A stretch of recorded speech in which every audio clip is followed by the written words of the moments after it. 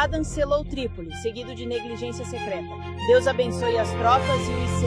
Por todo o território do continente. O abismo crescente que estamos vendo entre esquerda e direita, entre cristãos e ateus, é uma divisão como nunca presenciamos em nossa sociedade. Ditadores, libertem a América. Minha missão aqui hoje é nos levar diretamente ao Senhor em uma oração de rededicação. Você se juntaria a mim nisso? A profecia bíblica nos informa que, antes da segunda vinda de Cristo, grande parte dos cristãos se desviará. Como é possível que isso aconteça quando o governo dedica a América de volta a Deus justamente no National Mall? Por enquanto escolhi e santifiquei esta casa, para que meu nome esteja ali para sempre. No entanto, a profecia bíblica nos alertou que esse dia chegaria. Nós, católicos, tenho a alegria de dizer, tivemos papel fundamental na história dos Estados Unidos. Neste aniversário importante, estou grato que nós, bispos dos Estados Unidos, consagraremos os Estados Unidos da América ao Sagrado Coração de Jesus no dia 12 de junho. Esse avivamento cristão não é o que parece. Um livro previu tudo isso. É por isso que estamos distribuindo esses cartões que contam tudo isso para as pessoas. 10.000 pessoas nos acompanham a Washington para o Rededicate 250, descrito como um jubileu nacional de oração, louvor e gratidão. As pessoas têm o direito de saber a verdade antes que seja tarde demais.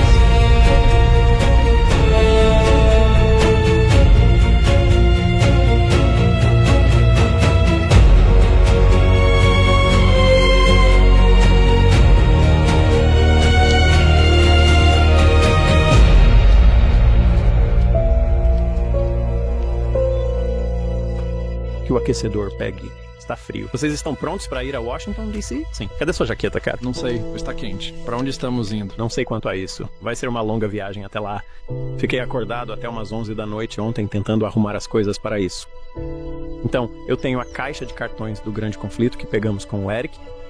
Mas você tem aqueles outros que ele nos deu antes? 10.000 daqueles especiais de 250º aniversário. Ok, muito bom.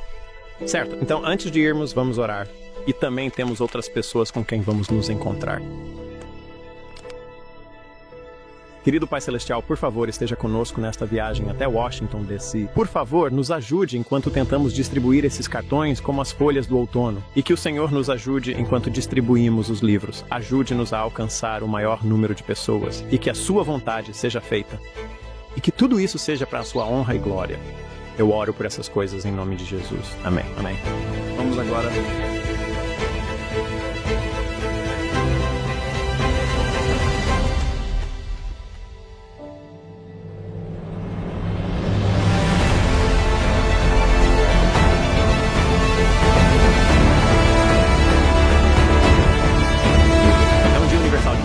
Como um dia uniforme de descanso. Isso seria ótimo. Sinceramente, devia ser no sábado, o sábado original, mas aceito o domingo se for o caso. Este país é um país cristão e, no fim das contas, deveríamos seguir esses valores na elaboração das leis e em tudo mais. Seu reino virá, sua vontade será feita na terra. Olhe para o quarto mandamento diante dos estilos de vida tão hiperativos e tão acelerados que um dia de descanso seria bem-vindo. Mas eu acho que Deus tem um plano para nós nos reorientarmos, para termos um sábado.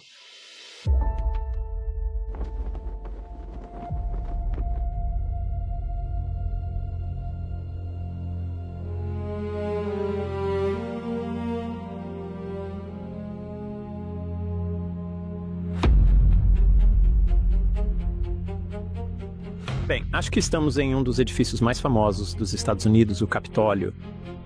Porque é o Capitólio. É. Sim, na verdade lembra muito Roma. É mesmo. Se você olhar para a estrutura lá no topo, você vê toda a luz das diferentes janelas. Há tantas janelas diferentes no topo e é para deixar a luz natural entrar. Sabe, uma das coisas em que penso é que é uma rotunda redonda, certo? E toda essa luz entra e na verdade lembra um templo solar. Na verdade, onde você tem luzes filtrando pelo topo e descendo para baixo. Mas, sabe, o que me fascina é este edifício. Ele realmente tem dois lados. Esta é meio que a frente que fica voltada para a estrada. Todo o resto é como se fosse um parque atrás dele, e é basicamente o National Mall indo naquela direção. Mas isso está voltado para o leste, e vamos mostrar isso. Há uma bússola aqui no chão que não deixa dúvida, não deixa impressão nenhuma na mente de ninguém sobre para que direção este edifício está voltado.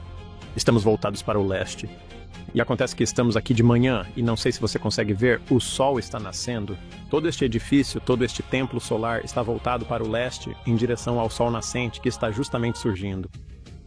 Na verdade, você pode perceber que ele está voltado para o leste porque há uma estatueta no topo do Capitólio. E para que direção a estatueta está voltada? Para o leste, em direção ao sol nascente. Essa é a direção do edifício. Por que isso? É porque isso é importante, simbolicamente. Sabe, não há um alerta em Ezequiel 8 sobre a abominação daqueles 25 homens de costas para o templo se curvando em direção ao sol? Certo. E então você tem o templo aqui voltado para o leste em contraste com o templo em Israel, como era? Para que direção ele era voltado? Seria para o oeste, certo? Porque eles ficavam de costas para o leste e estavam realmente voltados para o oeste. Assim como é acima, é abaixo, como veremos adiante em nosso caminho. O que é interessante, sabe, no equivalente em Roma, uma das coisas que tem lá é esse grande, sabe, compasso, essa grande roda solar. E o obelisco projeta sua sombra sobre a famosa basílica. No equinócio da primavera, é meio que um símbolo de fertilidade também. Certo. Então tudo isso remonta à Babilônia. O que mais me atraiu no simbolismo foi o reflexo do Vaticano e Roma. Dá para ver o obelisco alinhado à Basílica de São Pedro. A Basílica de São Pedro. Você pode ver a Basílica combinando com o prédio do Capitólio. Você pode ver as obras de arte combinando, o design de interiores combinando. E muito do layout ali reflete exatamente como Roma é. Olha o que mais está no topo. Então você tem essas flechas que estão amarradas em torno desse machado central, basicamente. Há uma lâmina de machado, claro, no Senado. Mas você tem esse feixe de flechas. E está em um feixe remetendo ao próprio governo de Roma, que era muito um governo fascista. Você sabe, a América foi fundada sobre a liberdade, sobre uma república constitucional e a liberdade. Mas você sabe, a profecia bíblica revela que um dia essa liberdade será perdida e que a América cairá e fará uma imagem para Roma.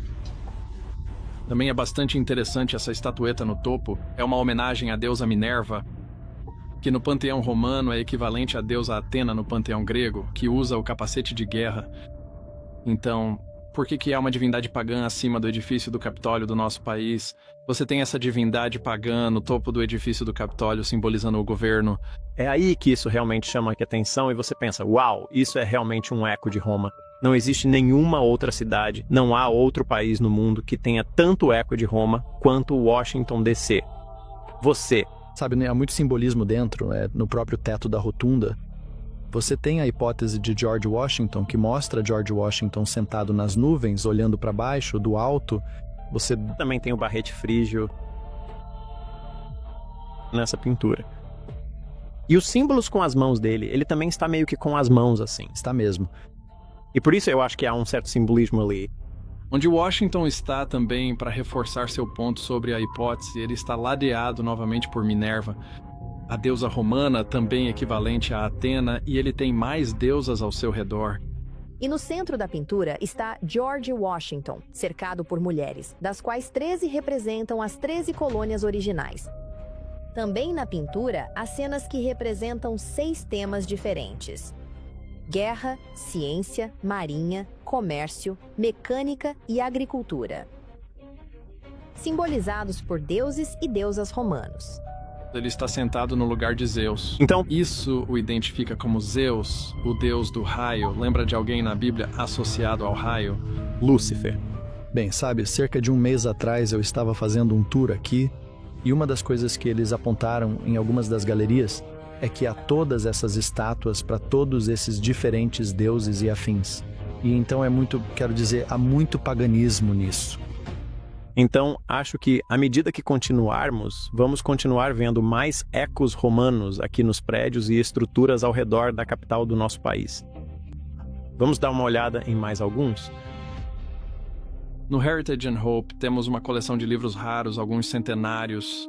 Ela inclui obras de estudiosos católicos, como jesuítas, reformadores protestantes e páginas de uma Bíblia, trazidas por peregrinos ao cruzar o Atlântico em busca de liberdade religiosa. Então você consegue adivinhar o que são essas páginas aqui? Parece uma Bíblia de Genebra. Sim. Então essas são as páginas da Bíblia de Genebra. Essas são especificamente do livro do Apocalipse, e este é o capítulo 13 do Apocalipse. Esta é a Bíblia que teria vindo com os peregrinos no Mayflower. Ela foi impressa em 1583 e é uma grande Bíblia de púlpito. E eles teriam uma Bíblia como essa, literalmente no Mayflower. Teoricamente poderia ter sido esta aqui, não sabemos ao certo, mas literalmente estava no Mayflower e foi levada para o Novo Mundo. E o que é fascinante é que esta é uma Bíblia de estudo. Bíblia, então, ela realmente tem comentários. Nas bordas, há comentários que acompanham o corpo principal do texto. Está nesse invólucro protetor para não danificarmos as páginas frágeis. Mas o fascinante é ler esse comentário. O que o Apocalipse diz sobre a primeira besta? Quais são as características da primeira besta em Apocalipse 13? Bem, uma das coisas que a primeira besta tem é o poder do pequeno chifre, tem inicialmente 10 divisões.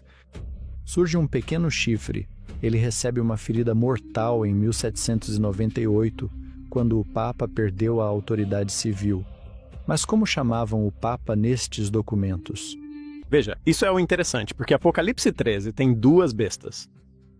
Ela tem a primeira besta, que, como você disse, tem 10 divisões, assim como a Europa, dividida em 10 divisões. O Império Romano foi dividido nas 10 divisões da Europa. Mas esse segundo poder em Apocalipse 13 é o que é fundamental. E essas notas de rodapé estão falando sobre o Anticristo. E diz aqui, essas são as notas de rodapé deles, lembre-se, tais como podem ser entendidas pela razão humana. Pois, cerca de 666 anos depois, essa revelação ao Papa ou ao Anticristo começou a se manifestar no mundo. Então, no pensamento dos peregrinos, quando eles vieram para o novo mundo, que é esse renascimento da liberdade, certo? E um novo pensamento e simplesmente uma sociedade crescendo rapidamente. E você tem a Declaração de Independência assinada em 1776, você tem esse país nascente que está se estabelecendo de forma muito firme no cenário mundial. Então, ok, nossa hipótese aqui é que a primeira besta é a Igreja Católica Romana. Mas basicamente estamos afirmando que a segunda besta são os Estados Unidos da América.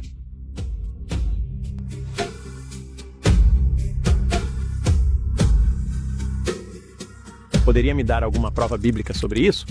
Porque há alguém assistindo que vai perguntar: como você consegue chegar à conclusão de que os Estados Unidos são mencionados na profecia bíblica? Quais são algumas maneiras fáceis de identificarmos isso e chegarmos a um entendimento irrefutável aqui? Bem, há algumas maneiras pelas quais eu abordaria isso.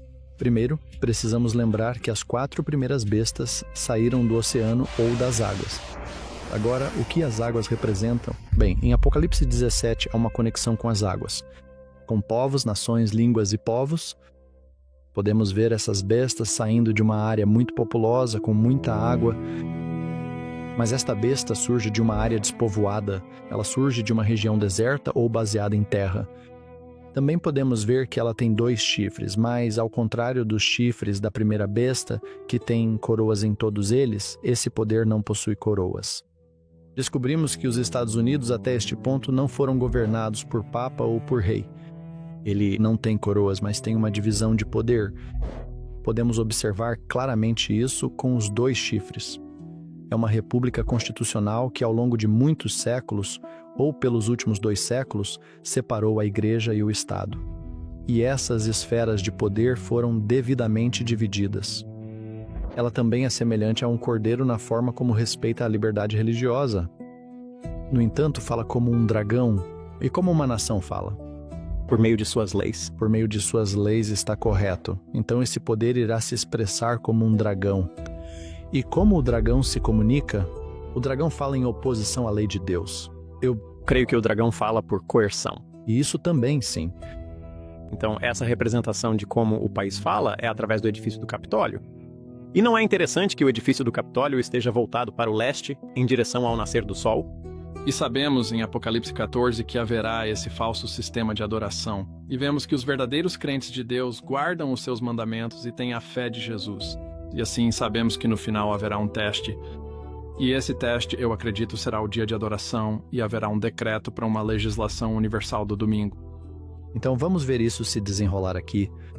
Também precisamos lembrar que esse poder, outro motivo pelo qual isso aponta para os Estados Unidos da América, é o período em que esse poder surge, que é no final do período de 1260 anos, a ferida do pequeno chifre. Então você pode observar esse surgimento. Que outra nação surgiu nesse mesmo período? Uma que não era europeia, que surgiu por volta do século XVIII, que foi fundada sobre princípios cristãos, e o que quero dizer com isso é especificamente liberdade religiosa, e que também existe separação entre igreja e Estado. Isso tornou a América grandiosa e evitou muito derramamento de sangue nos últimos 2000 anos ao respeitar a liberdade religiosa. Esse é um dos princípios fundamentais. Princípios e bastiões do que torna nossa nação grandiosa é respeitar a liberdade de consciência.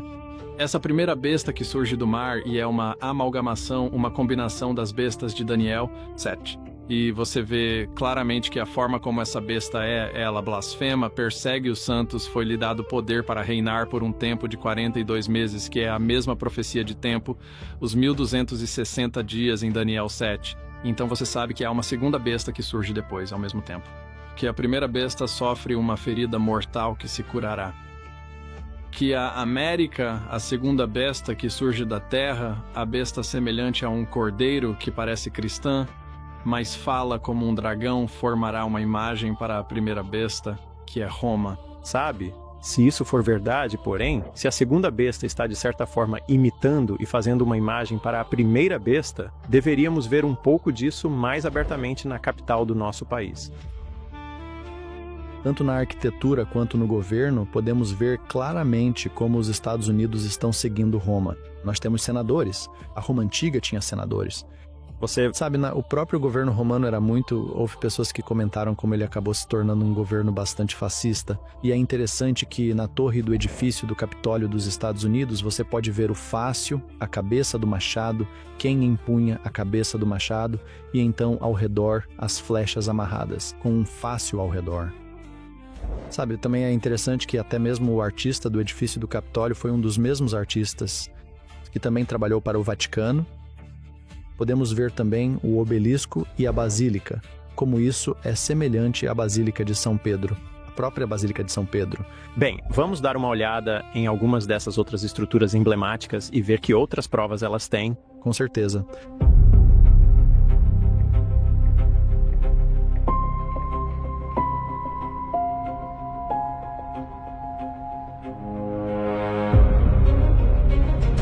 Cara, esse negócio é alto. Sabe, uma das coisas que acho interessante sobre isso é que este é o maior obelisco egípcio do mundo. Agora, obviamente, não é um único bloco de pedra, como o obelisco que fica posicionado do lado de fora do Vaticano. Não é apenas qualquer obelisco, é o maior obelisco de todo o mundo. E isso não é nada menos do que intencional. Lá embaixo tem um espelho d'água que vamos ver daqui a pouco, que reflete perfeitamente o grande monumento. Por que você acha que é assim? É símbolo pagão e ocultista de como em cima, embaixo. Certo.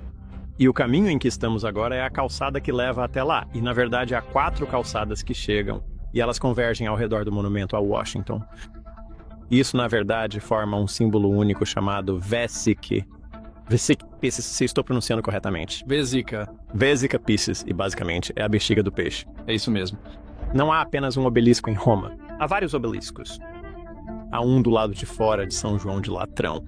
Esse foi trazido do Egito, dedicado ao deus Sol-Ra, e já estava lá quando os israelitas saíram no Êxodo.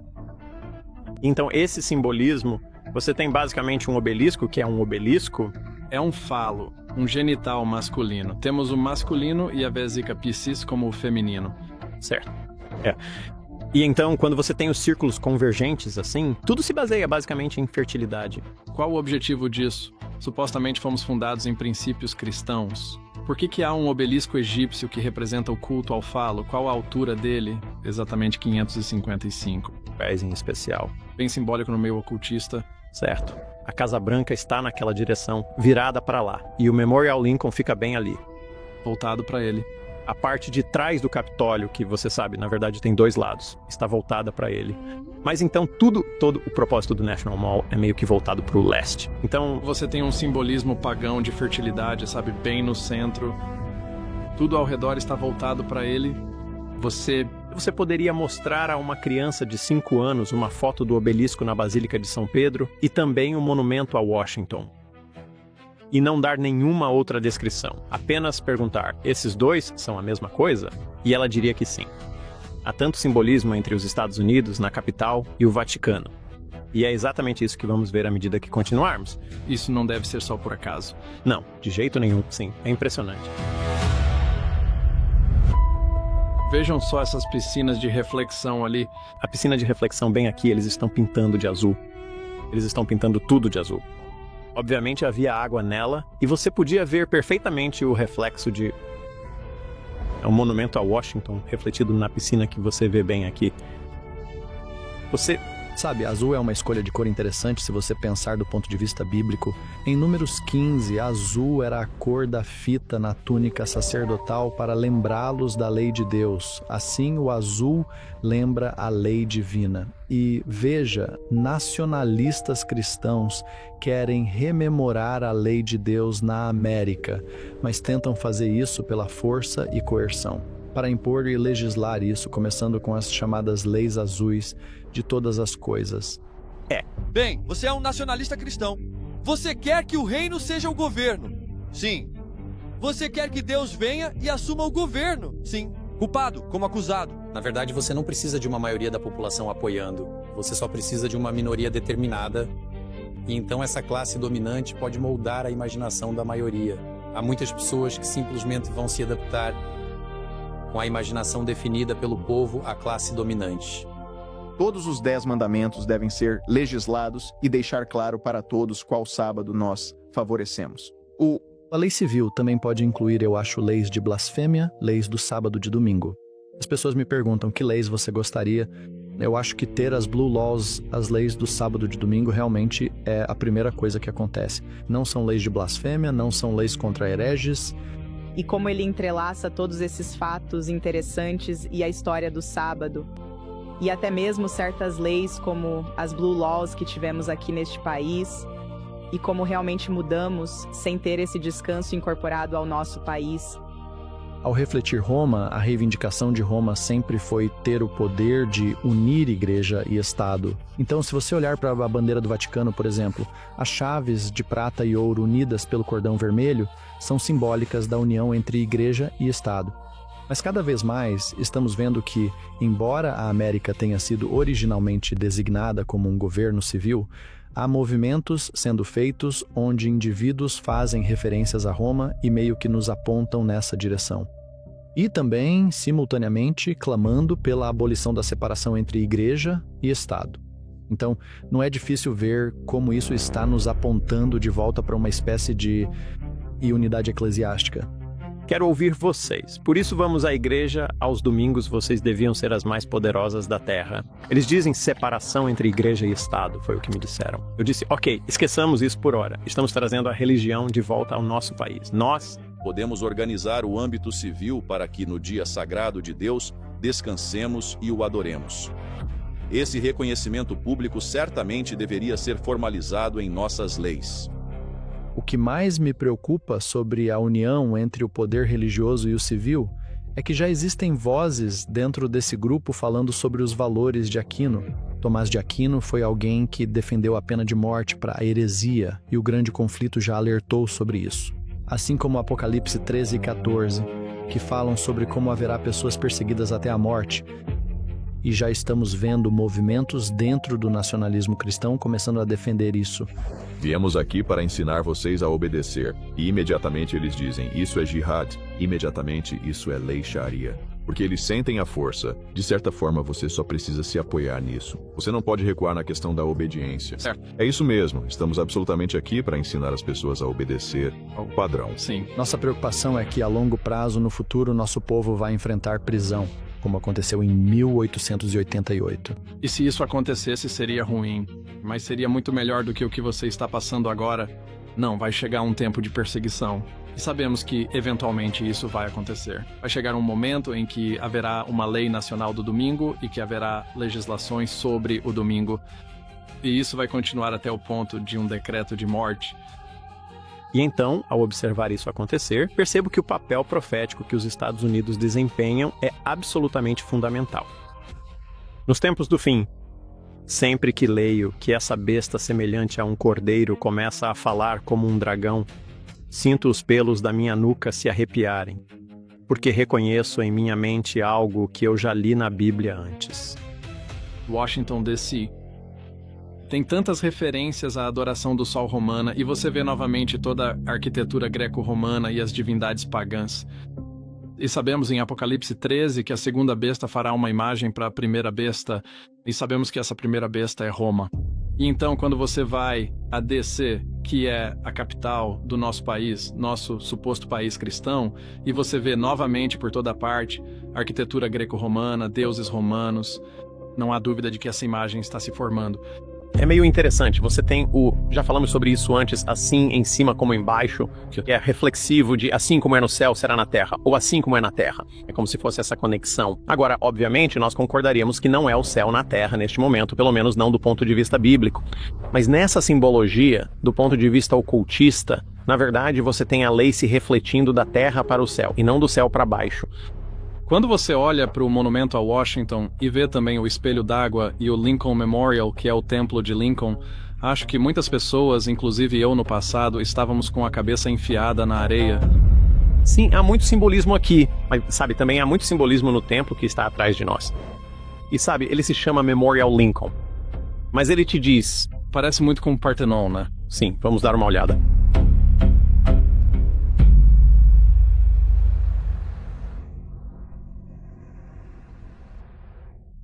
Faça silêncio agora e entre muito suavemente no recinto. Entre bem devagarinho.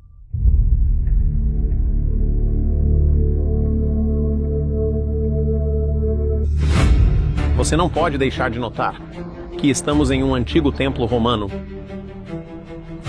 Está dizendo que é um templo, está dizendo silêncio, respeito, por favor. Tem alguém sentado no trono? Tem anjos de cada lado com as asas estendidas. Como um espaço feito para ser sagrado. Claro. E olhe para os bastões, que estão amarrados firmemente em um batache. Agora, eu queria que você prestasse atenção na penúltima palavra dessa frase. Abraham Lincoln está consagrado. Isto é um santuário, não é? Sim, é.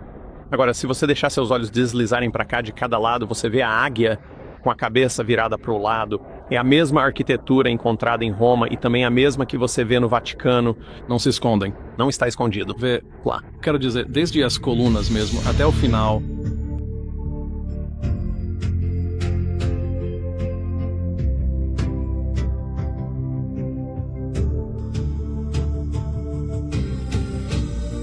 Tudo volta.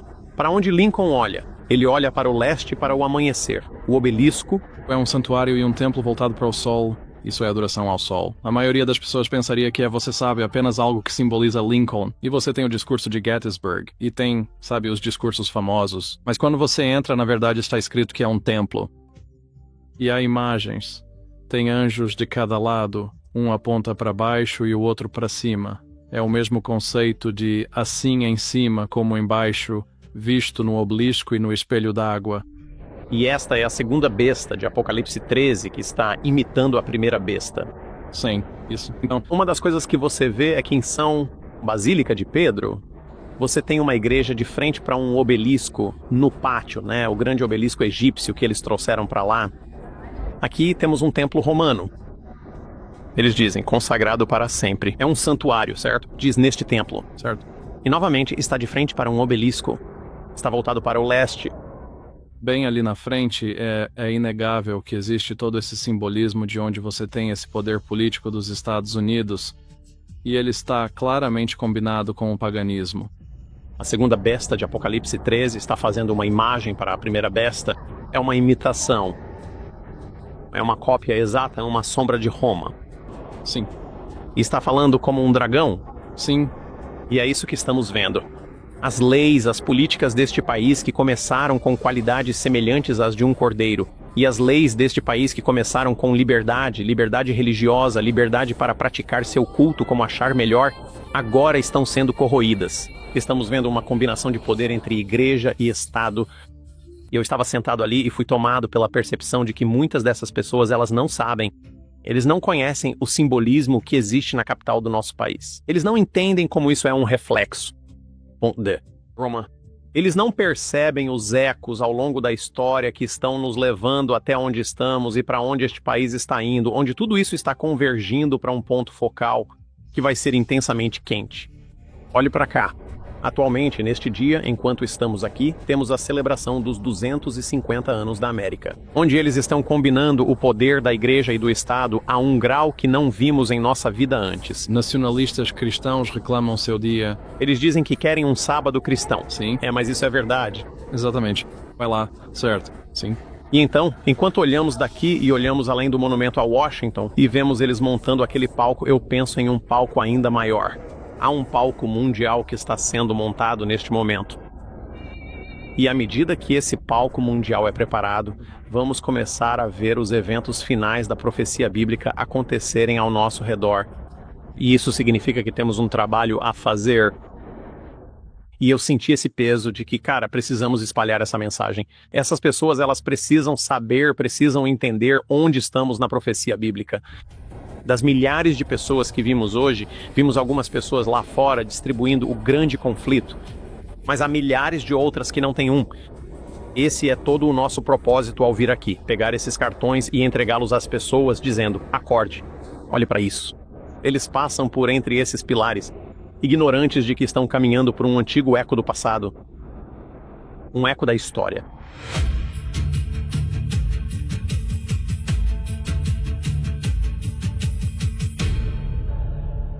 A história deixa rastros visíveis. Em certas ocasiões, em monumentos antigos, às vezes em discursos importantes, e às vezes nas páginas de livros que sobreviveram silenciosamente por séculos.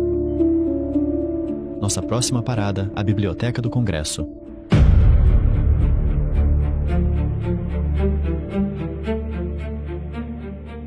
Ao passar pelas portas e entrar no arquivo, recebemos manuscritos originais que sobreviveram a impérios, guerras e revoluções. Para um estudante de história, é difícil descrever a sensação de folhear páginas que existem há centenas de anos. Esses livros são testemunhas oculares de outra era. Primeiro vimos a obra de Isaac Bacchus, de 1767, A Importância da Obediência da Fé e Separação do Mundo. Um título longo, mas o que Bacchus diz sobre Apocalipse 13 é essencial.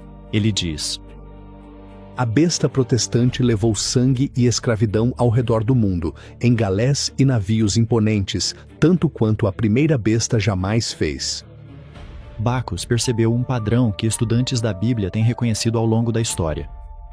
Sempre que a igreja busca poder político, ela se afasta do exemplo de Cristo. Então, achamos que é meio poético estar na Biblioteca do Congresso, que é, você sabe, uma parte dos Estados Unidos. E há livros contidos naquela biblioteca que apontam diretamente os Estados Unidos como sendo o cumprimento profético de Apocalipse, capítulo 13. Voltamos a outro volume, Conjectures on the Prophecies, escrito no início de 1799 por John Bacon.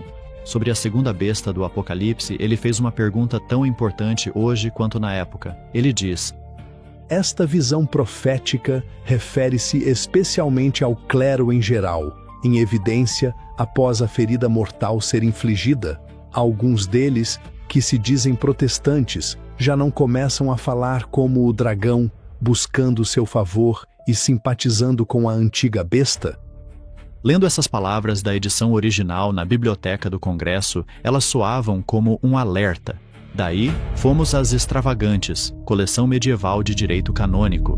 Por séculos, protestantes apontam uma passagem que descreve o Papa como Senhor Deus. Críticos frequentemente descartaram a citação, alegando ser um mito. Não estamos interessados em discutir sobre isso. Queríamos examinar uma fonte original pessoalmente. Ali, vimos uma rara edição de 1501 das Extravagantes do Papa João XXII, do manuscrito Vat Lat P. 1397, fólio 166 verso. Achamos a passagem onde autores anteriores disseram estar. Senhor, Deus, o Papa. Os manuscritos nos deram uma janela para o passado, mas acreditar que nosso Senhor Deus, o Papa, o estabelecedor da referida decretal, e que este não poderia decretar como de fato decretou, deve ser considerado herético. Nossa próxima parada nos colocaria frente a frente com outro capítulo da história.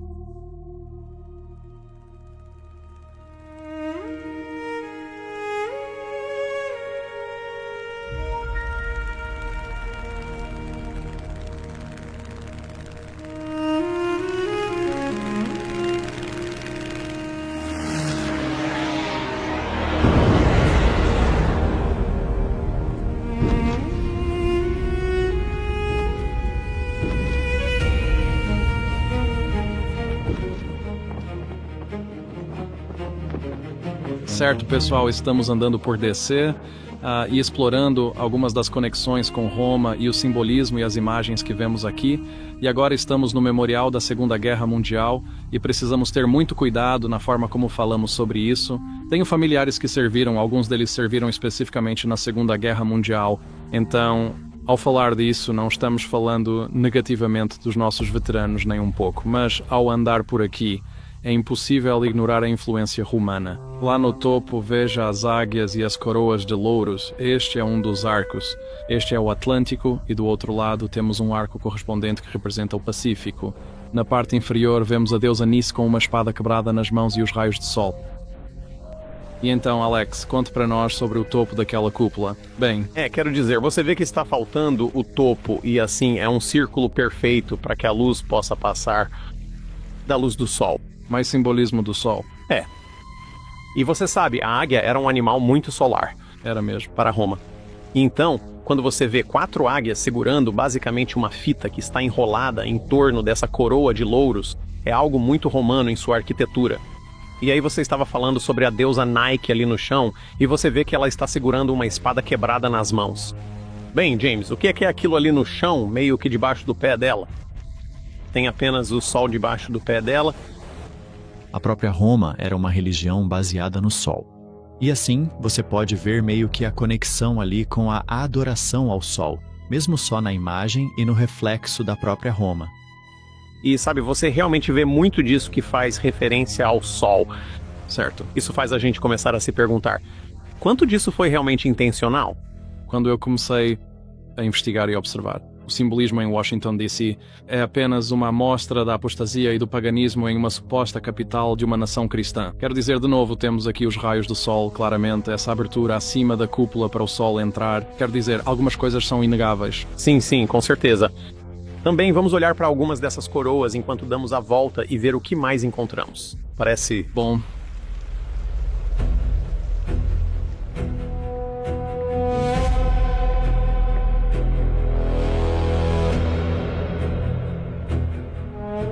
É uma arquitetura bastante impressionante, não é? Uau, é mesmo. Então, o que você acha disso? Este lugar? Bem, pessoal, esta é a Universidade de Georgetown e ela foi fundada por John Carroll em 1789.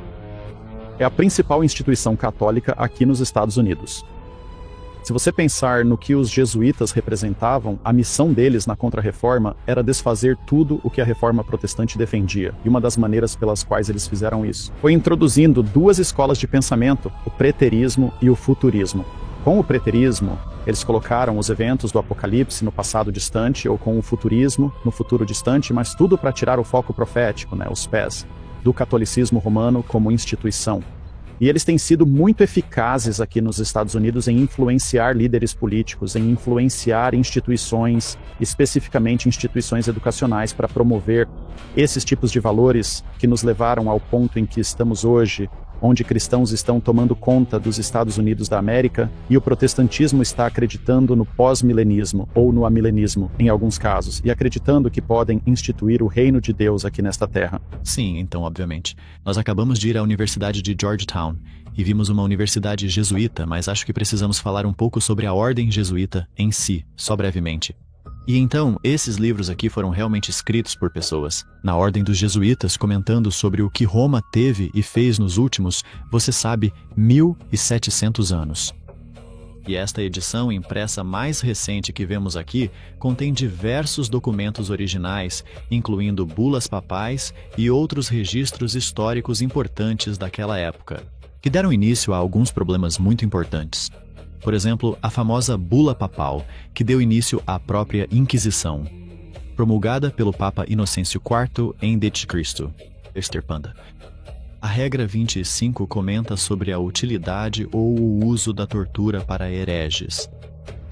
E conforme é detalhado na obra O Grande Conflito, os jesuítas constituíam a principal força de elite de Roma no combate direto a tudo o que o movimento protestante defendia fervorosamente. Mas o que vemos aqui é um prédio muito, muito antigo. E para mim isso remete à Idade Média. O que aconteceu durante a Idade Média com os jesuítas e os protestantes? Você sabe, foi realmente a Contra-Reforma que começou naquela época. Então, quando vejo uma arquitetura que remete àquele período, não é como se a arquitetura tivesse causado isso. Mas é interessante. Isso faz você se lembrar. E deveria nos fazer lembrar da nossa herança. E naquela época era um período violento. Não foi pacífico, não era sobre encerrar o protesto pacificamente. Há vários pontos que acho que devemos destacar aqui. Então, alguns dos cânones falam, por exemplo, sobre o que Roma fez com as escrituras, até mesmo antes da Reforma Protestante, quando as escrituras eram realmente proibidas para os leigos. E então, parte do método de Roma era manter a pessoa comum na ignorância sobre a palavra de Deus. A regra 25 comenta sobre a utilidade ou o uso da tortura para hereges. Também podemos ver alguns dos documentos que foram produzidos posteriormente aqui, onde comentam detalhadamente sobre como os hereges podem ser queimados vivos diante de outros homens. Quando penso nesta universidade e vejo essas tendas com todas essas cadeiras para a formatura, vejo que acabaram de realizar a cerimônia aqui. E quando estamos sentados em uma universidade jesuíta de destaque, não é apenas um grupo de jesuítas que está se formando aqui. Também é que você tem pessoas de toda Washington, D.C., que vêm para esta escola, e isso abre portas para você. Se você tem um diploma, se você tem você se forma na Universidade de Georgetown, esse é um nome de prestígio. E então você tem essas pessoas que estão indo para a sociedade, cultura, religião, política, e elas estão sendo influenciadas, quer saibam disso ou não, pelos ideais, pela moral e pela filosofia de uma universidade jesuíta. Como isso molda uma pessoa? Sim, e como isso molda a cultura. Porque aqui se formam diversos perfis, como presidentes, empresários e também até atores.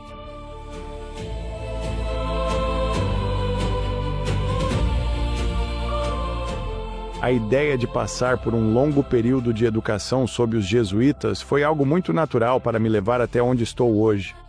Simplificando, este país e este mundo se beneficiam do seu compromisso com os princípios jesuítas, de serem homens.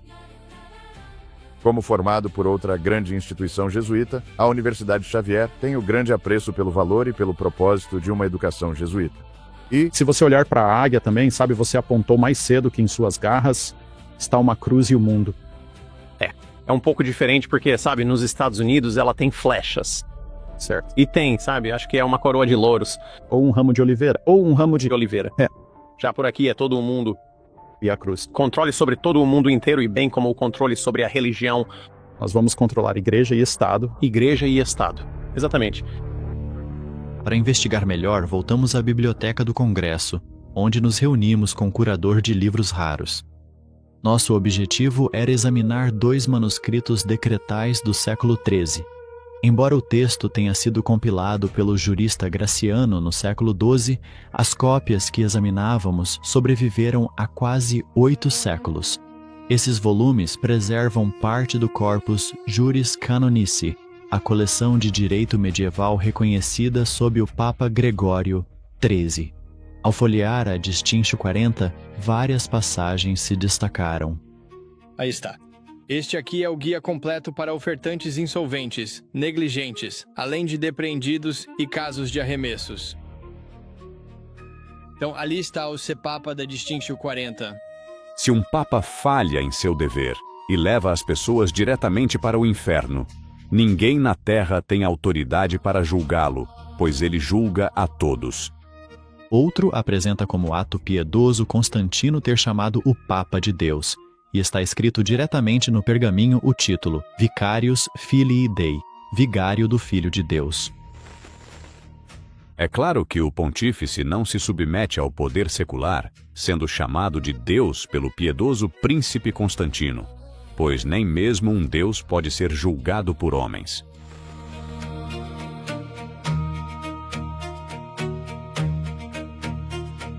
Quando você estuda o grande conflito, é difícil ver documentos como esses apenas como simples artefatos históricos. Elas falam diretamente às questões de autoridade, adoração e consciência. Questões que inquietavam cristãos há séculos voltam ao debate público. Por mais de 150 anos, adventistas alertam que princípios do Apocalipse reapareceriam pela união entre Igreja e Estado, testando a liberdade de consciência. Independentemente da sua conclusão, ver essas fontes originais mostra que a história exige atenção. As evidências estão disponíveis para qualquer um que queira examiná-las. A questão é, o que faremos com isso? O convite das Escrituras permanece. Tema a Deus e dê glória a Ele.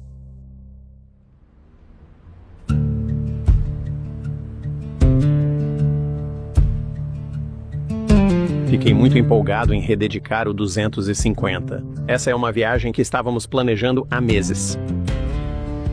Eu não tinha muita certeza de como isso seria exatamente.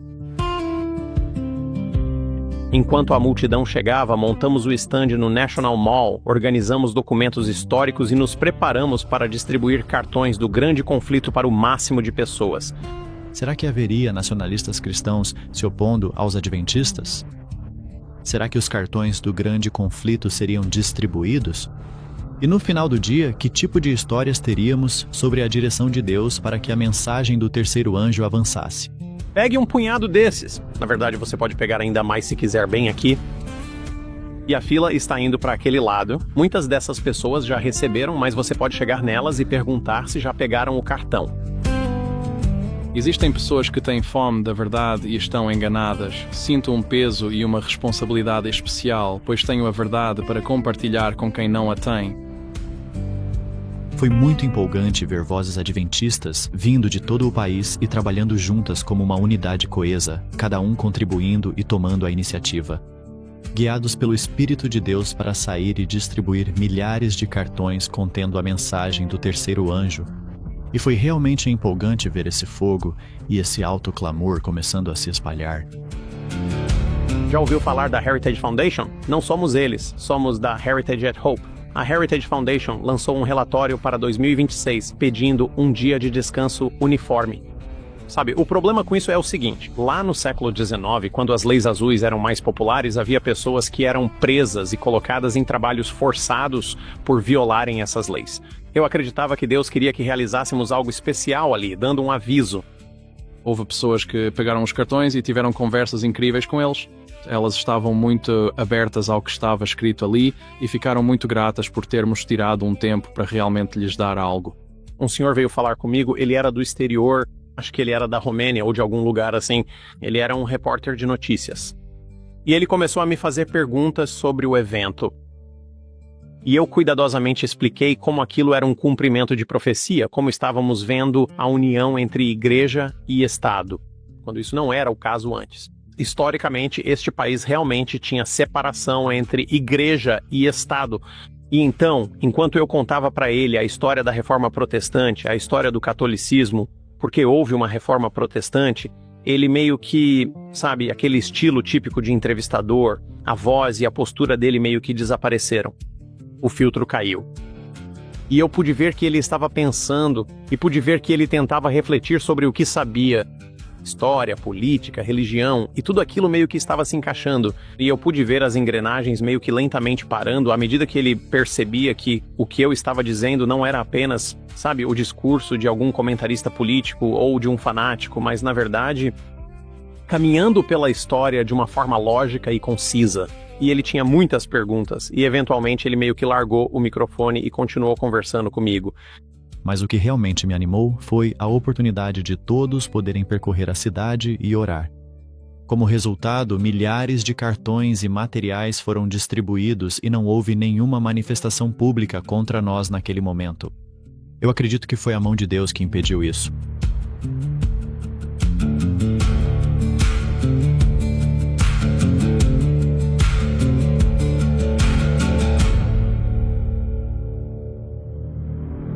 Mas então, naquele exato instante, Deus interveio e fez algo maravilhoso para transformar o destino.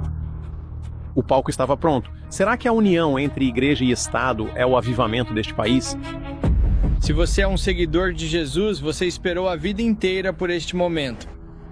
Um dia de rededicação e um jubileu de oração por uma nação. Esse evento foi tão importante que estivemos presentes pessoalmente, pois o vimos como cumprimento da profecia bíblica. Sabemos que vivemos tempos sérios porque a própria declaração de independência é controversa. Esta própria reunião é criticada como uma tentativa de transformar a América em uma nação cristã. Nossa declaração de independência é uma declaração de dependência de Deus. Vemos essa combinação de poder entre igreja e Estado se unindo, e é algo sobre o qual falamos com frequência em nosso podcast e em nosso canal no YouTube. A separação entre igreja e Estado foi criada para impedir que o Estado ou o governo controlasse a igreja. Nunca foi intenção que a igreja não fizesse parte do governo, mas sim impedir que o governo controlasse a igreja. A igreja, como era antigamente, costumava cuidar do Estado. Mas com o tempo, os papéis foram se invertendo. Nos últimos anos, passamos a crer que a igreja não se envolve com o Estado, quando na verdade era o contrário. E por isso foi muito interessante participar de um evento onde haveria uma dedicação nacional dos Estados Unidos a Deus. E testemunhar que tipo de avivamento pode surgir como fruto desse compromisso. Estamos fazendo isso novamente hoje para rededicar esta nação ao Senhor dos Exércitos. Ouve as nossas orações pela rededicação de hoje. Rededicação nacional. Que possamos nos rededicar. Uma rededicação. Senhor, neste grande aniversário nacional, nos reunimos para rededicar nosso país a Ti. Assim como no início dedicamos esta terra ao Teu santíssimo nome, hoje aqui, Senhor, neste 250º ano da independência americana, rededicamos os Estados Unidos da América. Obrigado, como uma nação sob Deus. Vamos orar sempre sem cessar. Oremos pela nossa nação brasileira de joelhos dobrados. Havia muitas e muitas pessoas lá que foram enganadas e acreditam firmemente que a América deveria ser uma nação cristã. E talvez nem devesse mais existir uma separação entre igreja e Estado. Muitos cristãos desejam um verdadeiro avivamento nos Estados Unidos, mas não percebem que o mecanismo atual levará por fim à crise da marca da besta, pegando muitos desprevenidos. Eu acredito que Deus nos usou para compartilhar a verdade com essas pessoas e também abrir seus olhos para o verdadeiro papel da América na profecia bíblica. Beiramos a união entre igreja e Estado e vemos leis dominicais sendo promovidas. Se houve um momento para alertar as pessoas, esse momento é agora.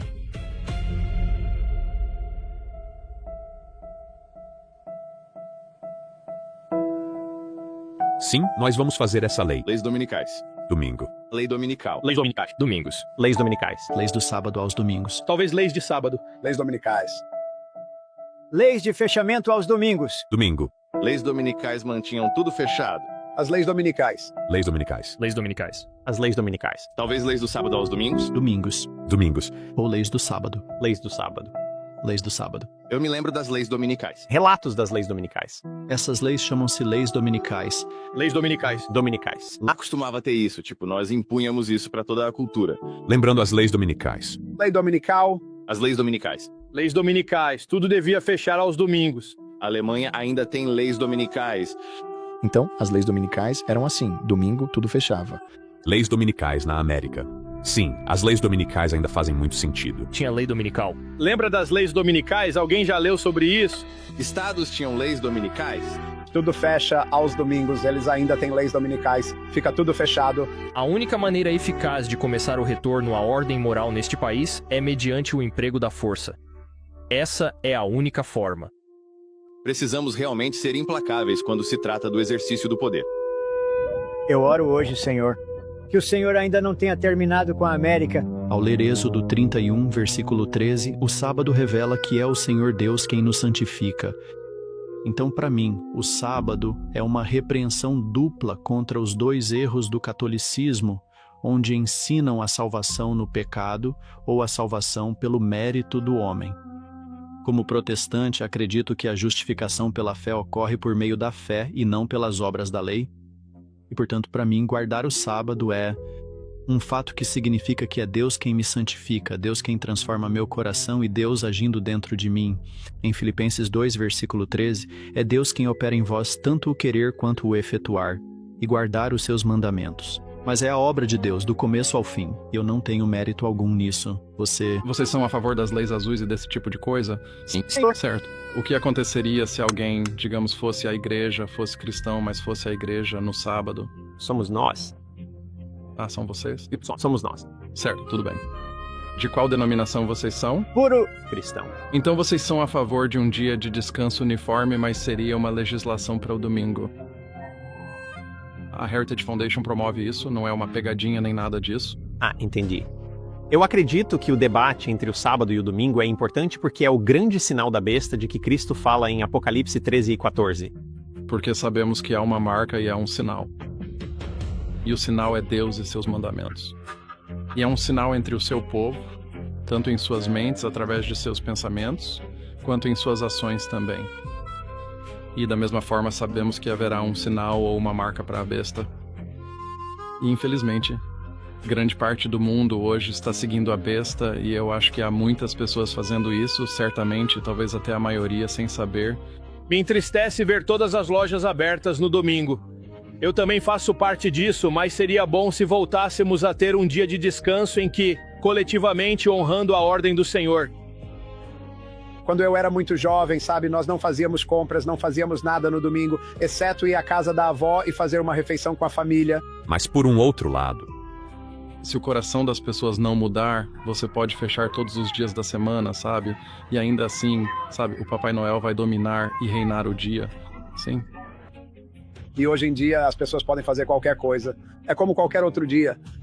Acho que seria ótimo ter um dia nacional de descanso, um sábado nacional para dar a todos a liberdade de celebrar da maneira que quiserem, mas sem impor isso pelo governo. Sinceramente, acho que deveria ser no sábado, que é o sábado original, mas aceito o domingo se for possível. Em nosso canal, o nacionalista cristão Stephen Wolfe disse que obrigaria a ida à igreja restringindo as compras e vendas aos domingos. Então não seria adoração forçada, não seria obrigar as pessoas a terem fé, seria simplesmente criar condições externas para que as pessoas possam deixar de lado preocupações comuns e terrenas para que possam se concentrar em o propósito desse dia, ou pelo menos o propósito daquele culto que seria mais voltado para o céu. Me parece que hoje em dia seria mais fácil aplicar algum tipo de consequência monetária ou financeira para assegurar que pelo menos os estabelecimentos comerciais das pessoas estejam fechados ao público. A lei, ao meu ver, seria apenas negar o acesso público. Para que seja assim, isso negaria às pessoas uma fonte de renda naquele dia, obviamente, porque elas não poderiam vender seus produtos. Mas isso teria que ser fiscalizado, então se houver uma lei, teria que haver algum tipo de sanção relacionada ao comportamento. Agora, se vocês leram Apocalipse 13, sobre a marca da besta, isso é um paralelo direto com Apocalipse 13. E isso te preocupa ao ouvir que há pessoas que querem fazer isso com você? E eles têm até vários deles, Stephen Wolfe, Joel Webbin, falaram abertamente sobre como eles fariam isso, que a punição eventualmente poderia chegar à pena capital. Então, eu olharia para todas essas leis morais específicas do Antigo Testamento, e algumas delas sendo leis cívicas, códigos civis. E eu diria que aquelas que especificam a pena de morte, que de acordo com a aliança noaica em Gênesis capítulo 9, na verdade há apenas um crime, não só um pecado, mas também um crime que merece ou até mesmo exige a pena capital. E isso é o ato de tirar a vida de alguém, no caso de adultério ou no caso de transgressão. Leis azuis que tivemos em vigor aqui na América por bastante tempo, leis do sábado ou leis de blasfêmia ou esse tipo de coisa, sempre que a pena de morte é mencionada, eu veria isso como, uma penalidade máxima. O que eu diria é que seria para um infrator reincidente e incessante. A pessoa fez isso repetidas vezes, já recebeu certas multas, certas penalidades, já foi orientada a parar e desistir, já se passaram anos e eles continuam. Então sim, isso poderia chegar até esse ponto como penalidade máxima. O mesmo valeria para blasfêmia e adultério, por exemplo. Reincidentes podem, em certos casos, receber a pena de morte. Teoricamente, um reincidente. Eles não começariam por aí, mas eventualmente para reincidentes, e pessoas que incitam a desordem e se manifestam poderiam ser executadas publicamente. Preocupante. Com certeza. Como você disse, deveria ser uma liberdade de escolha. Tipo, se você está sendo punido por não seguir uma religião, então não somos melhores do que, outras organizações ruins do passado. Não quero citar nomes, mas como os nazistas, certo? Eles puniam pessoas por não serem como eles. Então você pode dizer que é em nome do cristianismo, mas acabamos não sendo diferentes deles, certo? E na página 61, bem aqui, na forma irimente, se você olhar, pode ver que existe um juramento que está sendo feito, e na verdade esse juramento é mencionado no grande conflito, que hereges, cismáticos e rebeldes do Papa e de seus sucessores eu irei perseguir e subjugar. E acho que encontramos evidências de que foi exatamente isso que aconteceu. A primeira vez que li o grande conflito pessoalmente foi provavelmente, talvez há algumas décadas. Eu li pela primeira vez quando era adolescente. E como vimos, por exemplo, em 2015, a Aliança Europeia do Domingo acontecendo, e tivemos a Laudato Si e algumas das encíclicas falando sobre o descanso dominical. Com o passar do tempo, ficou cada vez mais óbvio que o que eu tinha lido quando criança era ainda mais verdadeiro. Claro, eu já sabia disso, mas ao ver se cumprir, ficou ainda mais poderoso e real. E é uma leitura incrível e fantástica passar por toda a história.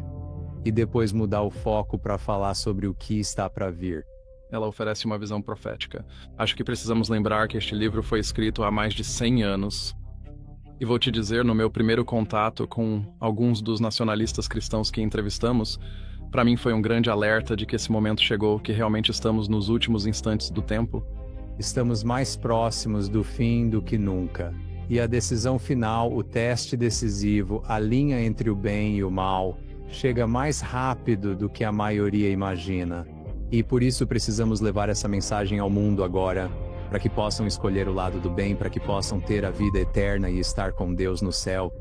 Mas, se você voltar ao século XVII, havia protestantes que começaram a reconhecer essa conexão entre o sábado e o domingo, com a lei de Deus e a marca da besta, conectando especificamente a marca de autoridade de Roma, aquilo que eles reivindicam como autoridade divina para mudar. Outra coisa que encontramos é a mudança do sábado para o domingo. Roma, na verdade, argumentou no Concílio de Trento que essa mudança não se baseava no ensinamento de Cristo, non Christi predicatione Caesarunt, mas sim na autoridade, sed autoritate ecclesiae mutata sunt, pela autoridade da Igreja. E isso foi em resposta aos protestantes que defendiam o sola scriptura. Roma precisava de uma resposta válida para enfraquecê-los. O método dela era apontar a inconsistência deles, em muitos casos ainda guardando o domingo, pois nem todos os protestantes eram reformados. O argumento de Roma aqui era apontar: olha, se vocês estão guardando o domingo e, logicamente, estão aceitando a autoridade da Igreja Católica Romana, porque fomos nós que tivemos a autoridade para mudar esse dia. E esse era parte do argumento que estava acontecendo naquela época, do arcebispo de Régio, Gaspariz Afoso, e você pode ver a sua oração aqui em 18 de janeiro de 1562. A Igreja Católica afirma que mudou o sábado para o domingo, mas não há precedente bíblico para isso. Não há respaldo bíblico para isso. Pergunta: qual é o terceiro mandamento? Resposta: o terceiro mandamento é: lembra-te de santificar o dia de sábado. Pergunta: qual é o dia de sábado? Resposta: o sábado é o dia de sábado. Pergunta: por que observamos o domingo em vez do sábado? Resposta: Observamos o domingo em vez do sábado porque a Igreja Católica transferiu a solenidade do sábado para o domingo. Pergunta: por que a Igreja Católica substituiu o domingo pelo sábado? Resposta: a Igreja substituiu o domingo pelo sábado porque Cristo ressuscitou dos mortos em um domingo e o Espírito Santo desceu sobre os apóstolos em um domingo. Por qual autoridade a Igreja substituiu o domingo pelo sábado? A Igreja substituiu o domingo pelo sábado pela plenitude daquele poder divino que Jesus Cristo lhe concedeu. Os 10 mandamentos foram escritos em pedra pelo próprio dedo de Deus, significando sua natureza eterna e imutável. Não podem ser mudados pelo homem. Eles não podem ser mudados por qualquer prelado terreno. Eu acredito que é o teste. Semelhante ao teste no jardim, que parecia apenas uma fruta, mas era algo que Deus pediu e era: você vai obedecer ou não? Acho que as pessoas vão enfrentar um teste semelhante no final. E a pergunta é: você vai obedecer a Deus ou não? E as pessoas que falharem nesse teste, infelizmente, correm o risco de se perderem. E por isso é algo que está no meu coração. E é um fardo importante para nós podermos compartilhar a verdade sobre o sábado.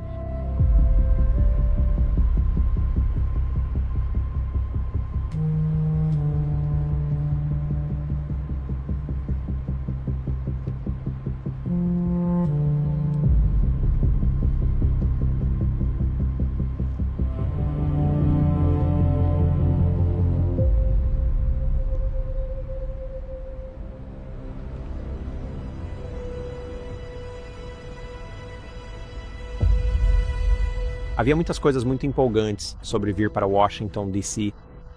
Eu adoro vir à capital do nosso país. Sou um americano patriota. Eu amo meu país. Mas, ao olhar ao redor, vejo acontecimentos se desenrolando na sociedade e na cultura que não posso mais ignorar. Vejo a erosão dos valores básicos neste país sobre os quais ele foi fundado. A separação entre igreja e Estado. Dizem separação entre igreja e Estado. Eu disse, tudo bem, vamos esquecer isso por um momento. A capacidade de praticar livremente a própria religião. Vejo a união do poder igreja-estado se formando como nunca antes na história desta nação.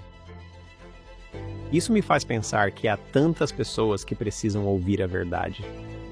A pergunta é: o que estamos fazendo para alertá-las? Precisamos ir e mostrar a eles a mensagem do terceiro anjo. Precisamos falar a eles sobre a breve volta de Cristo.